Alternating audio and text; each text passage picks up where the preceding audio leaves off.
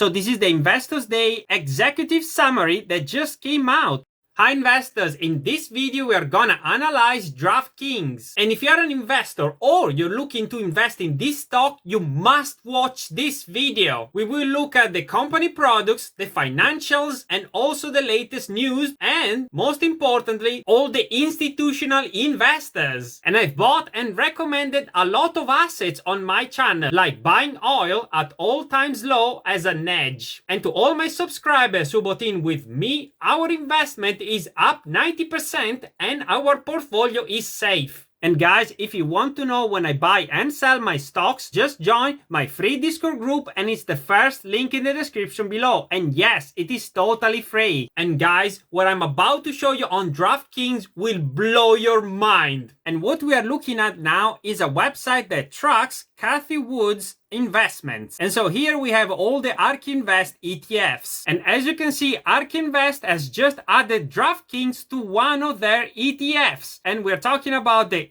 ARK ETF. And these are all the buy orders that keep coming in from ARK. Look, they are buying like crazy. But it's not only ARK Invest who's buying so much DraftKings. So these are all the institutional investors who bought into DraftKings. And as you can see, they started buying in Q3 of 2020, but they also bought quite a lot in this quarter in 2021. And so we got a lot of orders literally in the last few days when the market was going down. And now that I have your attention, let's have a look at the way DraftKings makes money. And so this is their website, and as you can see, products, we have daily fantasy sports, sportsbook, casino, and SB Tech. And so they have their very own app where you can bet your money. Okay, that's a very short overview on their business model, but what are their financials like? Let's have a look at them. Okay, this is the latest earnings report for 2020. And as you can see, their revenues doubled in 2020 from 2019. They still made a gross loss, as you can see here. And the reason why they did it is because they spent so much in general and administrative, and the other one is sales and marketing. So overall, they made an even bigger net loss. And so that's what we're looking at, a company with incredible revenues growth. But is it the growth happening again this year? So this is the Investors Day executive summary that just came out. The main takeaway is that they have increased their long-term adjusted EBITDA to $1.7 billion. $1 billion in revenues this year, and we are talking about 2021. And that represents a 55% year-on-year growth. And at the time of recording, DraftKings population reaches only 25% of the US. And they state that DraftKings Online is in more states than any other operator. And so what we are looking at is the market leader for these kind of things. And guys, what I'm about to show you on DraftKings is gonna be incredible. Their revenues will just...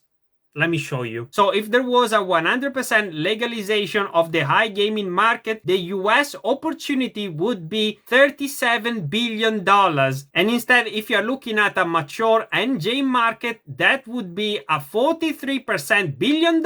Again, if there was a 100% legalization. So that's the kind of growth we are looking at with this company. But have we got enough cash to see us through? Because obviously the company is not profitable now, and they're actually burning through quite a lot of cash. And in 2020, the company burned through $844 million. And as of the latest earnings report, the company stated that they have $1.8 billion as of December 31st, 2020. And again, from the latest investors presentation, they expect minimal dilution in 2021. And this investors presentation has just come out. So if you want to have a look at it, I'll leave the link in the description below, and it's gonna be the second link down there. And so again, when is the company supposed to become profitable? According to Simply Wall Street, the company won't be profitable until 2025. And to reach profitability, the company will have to have a revenue of $3 billion. And so is it a good time to buy this stock or not? Let's have a look at the chart. And so as you can see from the chart, the stock got beaten up from the big pullback that we just had. But it's not as bad as, for example, example, Tesla. As you can see now, this stock went down just about 13%. And the stock doesn't seem to be very volatile. They seem to be very close to the moving average most of the time. So you see the trend. It goes up and down,